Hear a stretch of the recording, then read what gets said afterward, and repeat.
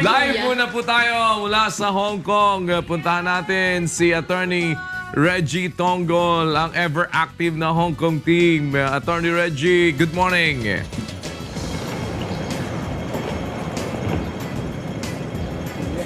Magandang umaga kuya, at tama ka, no, nandito pa rin kami sa Hong Kong para sa aming huling update mula dito. Kuya, buong gabi ay naging mapayapa naman ang sitwasyon dito po sa buong Hong Kong, no? Maging dun sa Admiralty area kung saan nandun yung pinaka-main na protest site dito sa Mongkok na nakitaan ng ilang araw ng maraming mga enkwentro between dun sa mga pulis at saka mga protesters at saka dun sa mga anti-democracy na mga nagproprotesta o residente ng Mongkok. At doon din sa Causeway Bay na tahimik rin ang nangyari kahit na may mga pumupunta doon na mga residente ng Hong Kong na hindi sumasang-ayon sa pagpoprotesta na nakikipagdebate doon naman sa mga nandoon na mga protesters. Kuya, i-update ko lang rin kayo, no?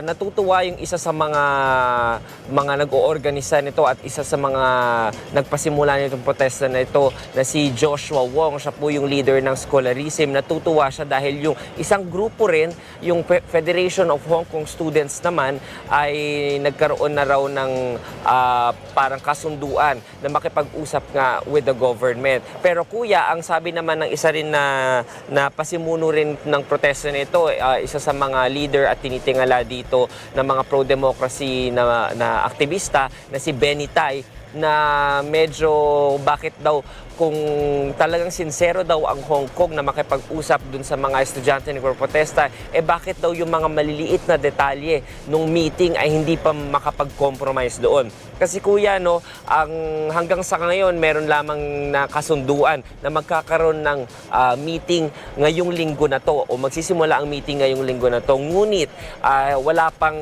detalye kung saan gagawin, kung kailan gagawin, kung ano ang pag-uusapan at kung ano yung format ng meeting. Kung ito ba'y magiging debate, isang consultative session o isang casual na meeting lamang doon sa representative ng gobyerno na si Chief Secretary Carrie Lam. Kuya, hatid ko rin sa inyo kung ilan na yung bilang ng mga katao, no? Sa Admiralty, umabot siya kagabi sa pinakamarami sa 300 katao, mas kaunti kesa dun sa mga nakita natin nung mga nakaraang araw. Dito sa Mongkok naman, medyo may karamihan, umabot sa 200 yung mga katao. At doon din sa Causeway Bay, umabot din sa ganung bilang, mga 200 din.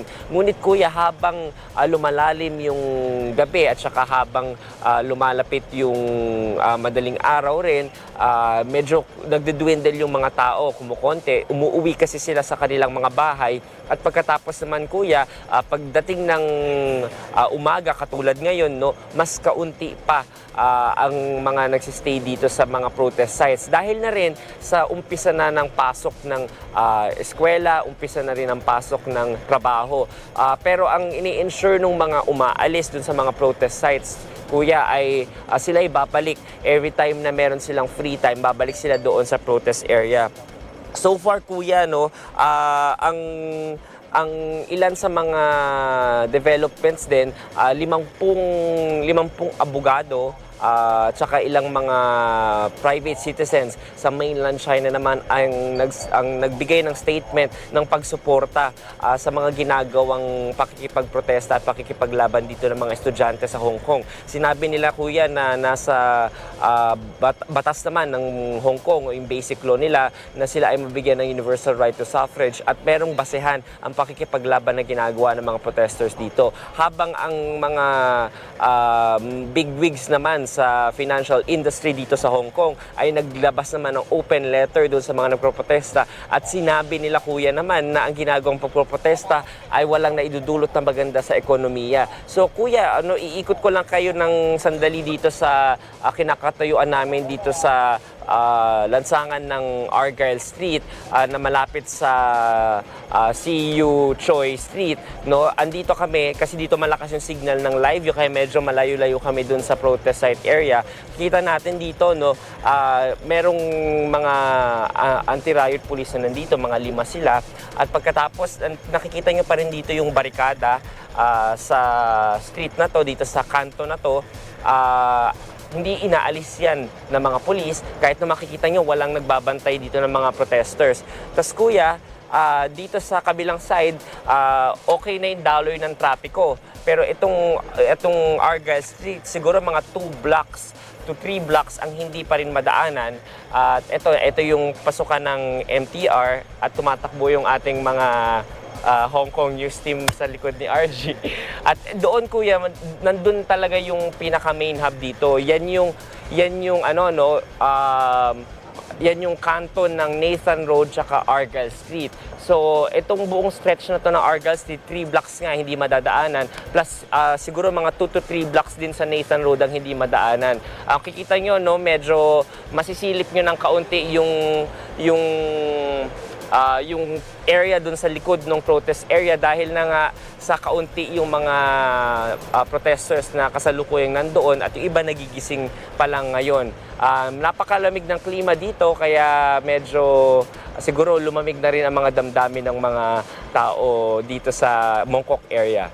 Kuya, yan muna yung update namin. Alright, maraming salamat Attorney Reggie Tonggol dyan sa Hong Kong at sa inyong lahat dyan sa Hong Kong team. Well done sa inyong lahat. Good job. But sana ay nakapagpahinga na din kayo. At mukhang fresh na si Attorney Reggie. Yung bili ni ate. Oo, yun lang ang problema lang ni Attorney Reggie ngayon ay hindi Medyo pa nakapagpahinga kuya kasi hindi na kami na-stress. mukhang ang problema mo na lang ay hindi ka pa nakakapag-mall.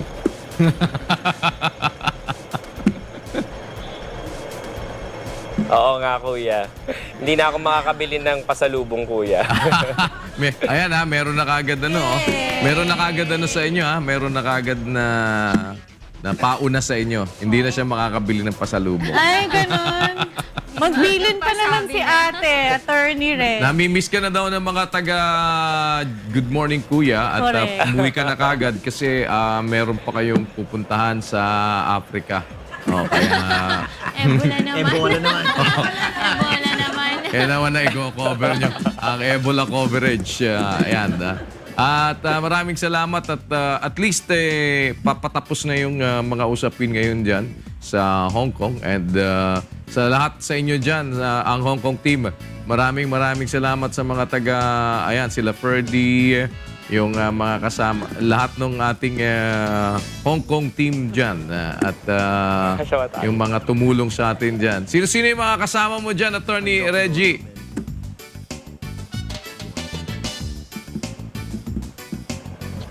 Kuya, si Ferdy ang magsasalita para makapagsalita ka naman, Ferdy. Sino mga kasama natin dito? Kuya, ang kasama natin ay si Tony. Sa kanan ko, si Michael, nandun sa leftmost po. Dito daw. Kuya, syempre nagpapasalamat din kami dito sa lokal ng Hong Kong, no? Dahil syempre inalagaan nila kami nila RG. Ayan. Maraming salamat Kuya. sa inyo dyan, sa inyong lahat. Pati kila ng Patse. Saka yung lahat ng ating Hong Kong news team. Salamat po sa inyo. And ingat kayo sa pag-uwi. Congratulations sa isang matagumpay na coverage dyan sa Hong Kong. Attorney Reggie Tonggol. Yan po, live na nag-uulat mula sa Hong Kong.